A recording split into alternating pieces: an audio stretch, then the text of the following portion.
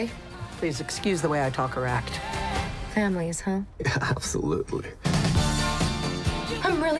What is up, Chocolatiers? Let's talk about Ella McKay, the brand new political dramedy from director James L. Brooks, starring Emma Mackey, that's not confusing at all, Jamie Lee Curtis, Ayo Edebiri, Woody Harrelson, and more of a stacked supporting cast.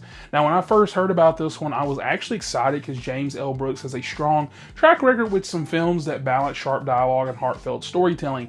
Stuff like Broadcast News and Terms of Endearment. So I definitely expected a lot more than I did. But let's break down the plot, characters, the writing, and what ultimately made this fall right into the middle. But before we get right into it, hit that like, subscribe button.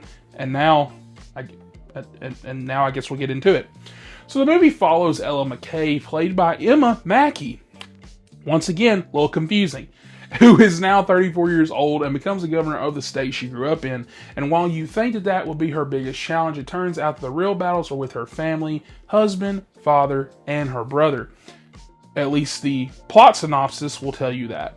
The movie's actually narrated by Ella's assistant, who works closely with her and clearly idolizes her. It's through this narration that we get a deeper look into Ella's personal life and professional life. But right from the start, Ella herself is written kind of strangely. She's like portrayed as this optimistic go-getter type, but the way she spins and really speaks is more like a storybook kind of character. She talks like a Disney princess, and at times it really doesn't fit the tone of the modern political dramedy. Now, the movie juggles a few major storylines, and this is where things start to fall a bit apart. So, storyline one, you have the father storyline. Yet Woody Harrelson, who's playing Ella's dad, who cheated on her mother for most of her life, and now that her mother is dead, she is trying to, or I guess he's trying to make amends with her. And it's meant to be kind of a mix of heartfelt and some comedic aspects, but honestly, it doesn't really land either way, and the comedy feels really forced, and his entire arc feels very unnecessary because there's really no conclusion. And I feel like you could just remove it and nothing would change with the movie. Then you have the brother storyline, which same thing. I think you could remove it and it wouldn't change anything because she's kind of detached from him. She gets with him or whatever. But then the brother goes off on his own quest and doesn't come back to her. And then you have the husband storyline, which actually does matter to the plot because Ella's marriage is in hot water because she and her husband are caught in a scandal. Basically slept together on company time in a company building, and it becomes a political issue. And from there we see cracks forming between them, and you get this sense that her husband isn't quite the guy that he presents himself to be. Without spoiling too much, which is really not much to spoil, he's not a great person. Through the movie, is basically showing you this stuff by hints and blah, blah, blah. And I feel like it could have been a really, interesting emotional conflict, but they really never go through with what they set up. Instead, they just kind of drop it and make him out to be a generic bad guy. I really was hoping that maybe we'd get some dialogue of why he felt that he felt, instead of him just being kind of a cliche, I'm just an ass.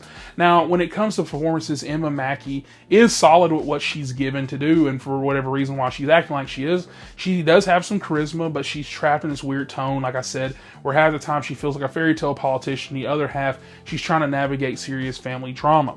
Woody Harrelson is fine, as always, but once again, his character feels like he's just there for the occasional comedic relief. Ayo Edebiri does great with what little she's given. She's really barely in this movie, so I'm not really going to count her at this point. And of course, Jamie Lee Curtis is fantastic as always. I really do love her, and I think that her gravitas and humor in this film actually do work while she's on screen when she is. You feel a little bit more engaged when she shows up, and she's easily the best part of the movie for me. Now, I always say this just with comedy movies and horror movies, stuff like that. Comedy is subjective, right?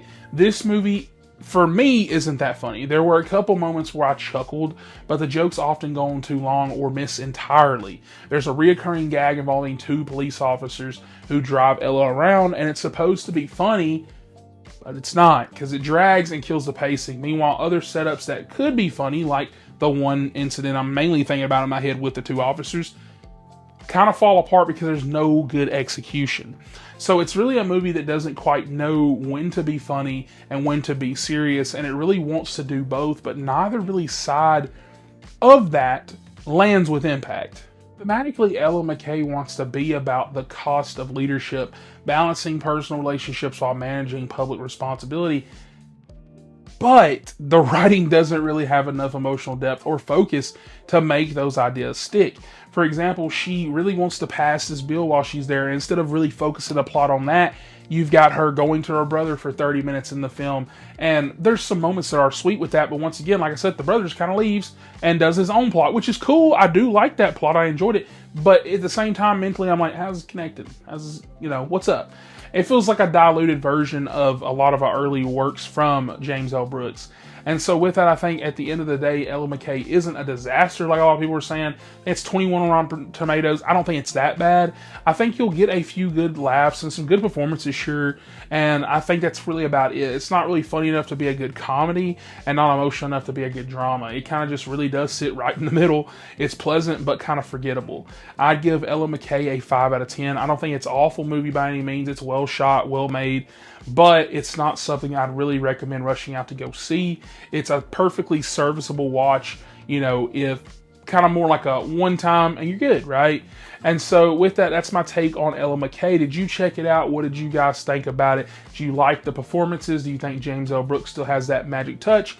Drop your thoughts below. And as always, do not forget to like, subscribe, and hit that bell for more reviews every week.